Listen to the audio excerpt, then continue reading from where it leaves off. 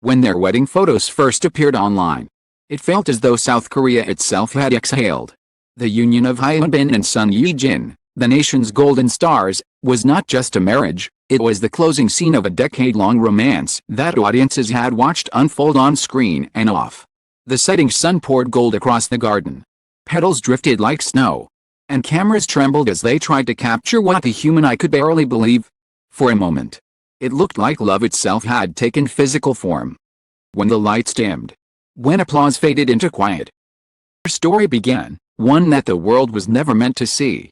To the public, they were perfection sculpted in human shape. Advertisers fought for their joint appearance, every smile was framed, every touch magnified. The Bin-jin couple. Fans called them a union of grace and strength, elegance and mystery. They seemed untouched by gravity, floating somewhere above the everyday. Yet perfection, day after day, can become its own kind of weight. Each public outing turned into a performance. Every moment of silence a headline waiting to happen. Their love belonged to millions of strangers, replayed in slow motion across countless phone screens. Behind those flawless pictures, their world was quieter, almost tender in its ordinariness. In the still mornings of Hanamdong, viewers sometimes saw a man in a cap and mask carrying a grocery bag while a woman in plain clothes waited in the car. They took turns pushing the stroller, chewing softly about vegetables, then laughing before crossing the street. Sometimes, after midnight, they would walk along the Han River, the city lights rippling like film grain across the water. He always walked half a step behind, as if to shield her from the cold wind and the curious glances that never stopped following them. Their house, simple but sunlit, high enough to see the skyline. Inside, there was music, old jazz vinyl, a piano by the window, and a faint smell of tangerines from the kitchen. Friends described their evenings as strangely peaceful, she reading scripts aloud, he watching quietly, occasionally correcting her accent with a grin. They called each other by soft nicknames that only family heard. Yet even there, the hum of expectation crept in through the walls, the need to appear happy, the fear that one day even love could become content for others to consume. Then came the whispers. The public that had built an altar for their romance began to dissect it. Anonymous accounts speculated that fame had driven a wedge between them. Distance had turned affection into routine. One post claimed she spent too much time at home. Another that he worked too hard abroad. Their silence fed the rumors. A close acquaintance was quoted saying, "They barely see each other these days." Each story blurred truth and invention until no one could tell the difference. But perhaps the truth was simpler, that two people were just learning how to be ordinary inside an extraordinary life. There was one night the public never knew. Rain was heavy, streaking down the windows like scratches on glass. He had returned from filming overseas. Exhausted and distant, she waited. Dinner cooling on the table. Words were few. Gestures slower than usual. Somewhere between his apology and her smile, something cracked, a misunderstanding. Sharp but fleeting. They didn't shout. They didn't cry. The silence filled the room, punctuated by the rain's steady rhythm. He reached out. She turned away, not in anger, but in fatigue.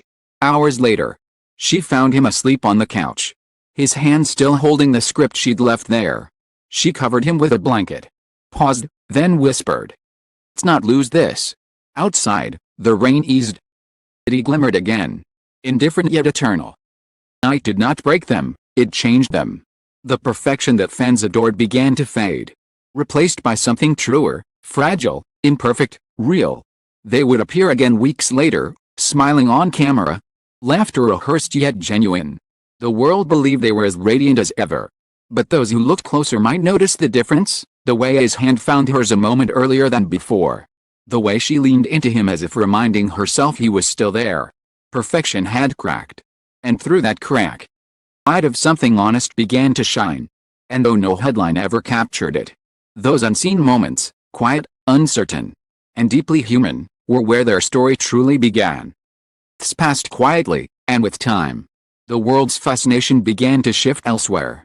Yet inside their home, life was still unfolding in muted tones, like a film no one else would ever see. The perfection that once surrounded them had dissolved into something more tender, more human. Love had changed its color. It was no longer the blinding white of camera flashes, but the soft gold of morning light slipping through half-drawn curtains. They no longer spoke about being perfect. Instead, learned how to apologize, how to listen, and, most importantly, how to remain still together. Hyun Bin once told a friend, "You don't really know someone until you've seen them tired, guarded, and quiet." That became the rhythm of their marriage, not grand gestures. Shared silences that spoke louder than words. There were fragile moments. Fame did not pause for their love. He was away for months filming in remote locations, often waking to the sound of her recorded voice in a short message, "Good morning. Eat something." Sometimes she would fall asleep waiting for his call, the phone still glowing beside her pillow. People speculated about distance and disconnection. What they couldn't see was the quiet strength in between, the way each "I miss you" built another invisible bridge back home. There was a winter when even that bridge trembled. The tabloids ran another rumor, a supposed cooling down period. A whisper that they were focusing on individual paths. For the first time, they didn't deny it. Instead, they disappeared from sight. And closed doors. They argued softly but deeply. Not about betrayal or jealousy, but about exhaustion. How to breathe under the weight of so many eyes. Sometimes, Sun Yee-jin said later to a friend, "Feels like our love belongs to everyone except us." That night, left her phone in another room. Hours passed in silence until her screen lit up with a single message, "Are you home?" It was all he could write. She stared at those 3 words and began to cry. When morning came, he was already at the door. Coffee in one hand and her favorite flowers in the other. No apology was spoken, none was needed. Distance between them dissolved in a single glance. From that day on, they promised never to let silence stretch too long. They still fought. Of course, about laundry, about schedules, about whose turn it was to wake up early, but their fights ended with laughter. Sometimes even mid-argument. They had found their own language, imperfect, messy, but theirs. Friends who visited noticed something new. Jin, once reserved, now laughed more freely. Sun Yee-jin, who used to measure her words carefully, spoke with warmth and mischief. They teased each other like newlyweds who had somehow skipped back to their beginning. "They don't talk much about love," one staff member said. "But you can feel it in the way they look at each other, like they already know the ending and it's a happy one." One story spread quietly among their close circle. First anniversary of their wedding. Hyun Bin gave her a small, unassuming box. Inside was a simple bracelet engraved on the inside where no one could see, "Yours, always." She wore it beneath her sleeve. Only when she reached out her hand. Later that night, she gave him something in return, a letter. In her delicate handwriting. Folded once, then once again. He never revealed what it said. Asked about it in an interview, he smiled and answered only, "It's not for the world to read." They began to live slower after that. Fame still followed them, but they no longer chased or feared it. Walked through airports or appeared at events. There was a serenity in their movements, as if they had made peace with the noise. And sometimes, when the cameras caught them together, there was a flash of something unspoken, a look that seemed to say, "We've survived the storm." Theirs was not the perfect fairy tale the world once believed. Better, it was real. Behind every polished image were late-night talks, burned dinners, quiet forgiveness, and the laughter of 2 people who had stopped pretending to be flawless. One evening, long after the interviews and photo shoots had ended, they were seen walking through a small park near their home. The air was cool, the city buzzing softly in the distance. He pointed toward a flickering streetlight and laughed. He watched her, smiling in silence. There were no reporters.